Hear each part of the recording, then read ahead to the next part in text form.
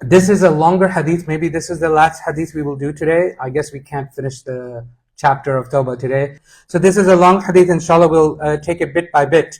I will read the English in some parts and Arabic in the other parts, inshallah.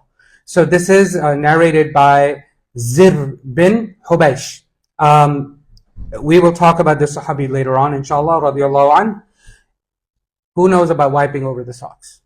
What is wiping over the socks? So let's understand, okay? So أسأله عن المسح. So he wanted to ask him about مسح al-khuffayn. فقال ما جاء بك يا زر. فقلت ابتغاء العلم. Zir came to Safwan. So he's like, what brings you?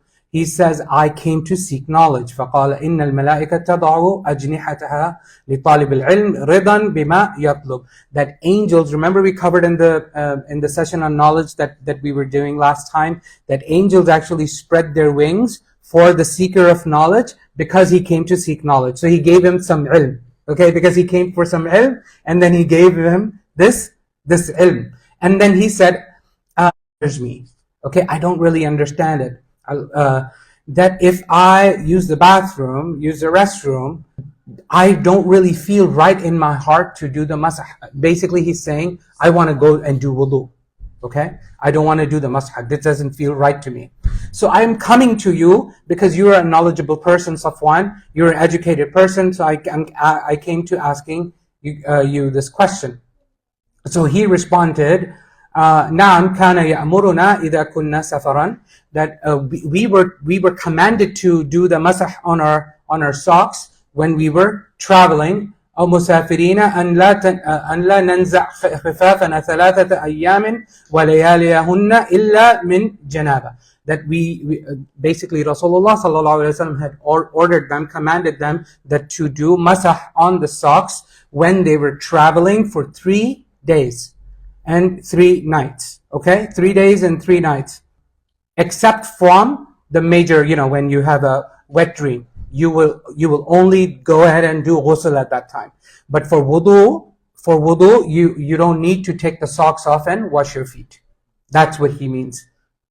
Okay, so a little bit of sidebar fiqh lesson, because this is the end of this passage. So we all know about wiping over the socks. A lot of people who work in the corporate world and that have to go to the office, when they're not prepared, they skip the salah rather than actually doing wudu because they're shy to put their feet in the sink. By the way, you shouldn't do that anyway in public places. Our deen is much easier than what we have made it. These people, you see them sticking their feet of like, oh, I'm a good Muslim, I'm a strong Muslim, I don't care what other people think, I'm going to stick my feet in the middle of the sink and then make everybody else uncomfortable. Don't do that. You don't need to do that. Allah subhanahu wa ta'ala has given you an out. Rasulullah sallallahu alaihi wasallam said, do masah on your socks. What does masah mean? How do you do this? Does anybody know? How many people know, honestly? Okay. What you do is you will do like regular, okay? And then if you're wearing socks, and we'll talk about what type of socks inshallah in a second. But what you do is you take the water, you take new water. Okay? You don't just use your wet hands. You take new water, wet your hands again. For every action there's new water, right? For every time you gargle your mouth, every time you wash your face, like the 3 times you're taking new water, for every time the 3 times you're going to wash your arms, right? You're going to take new water to do masah, right? You don't take new water to cleanse your ears, right? And some actually wipe their neck as well. I'm not going to get into that. That's fine. I do it. You don't have to do it. It's optional. Okay. So then what do you do? To do masah on your feet, you wet the bottom of your feet. What do you do? The top of your feet, right? So you take a hand, like 3 finger, 4 finger, wet hand with new water, and you do this or this. That's it. And you do the same on the other. And that's like the leather sock, right? Okay, we'll talk about that in a second. So first of all, I wanted to show you the procedure. Does everybody understand the procedure? Which hand do you use? Right. Right hands. Yeah. You do everything with the right hand too. Yeah. Well, here you're using your left hand, but you kind of have to. But yes, right hand. Right hand, you do the masah. Okay, both. Just as simple as that. If you're wearing shoes and you're not going to take your shoes off, because in the old days, Okay, why this leather socks? Why leather socks or why socks? In the old days, they didn't really have, they were poor. They didn't have shoes. So they were wearing leather socks. You understand? It's not like they taking their sandals off and then only doing it on the socks. No, they didn't have shoes. Okay?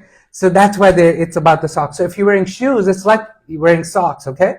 And if you know you're not going to take your shoes off, let's say you're going on a plane, you're going on a journey, and you have put your shoes on and everything like that, and you know until you reach there, you might need to pray in the middle sometime, right? And you're not going to take your shoes off. Do the masah on your shoes. You understand? Everybody with me?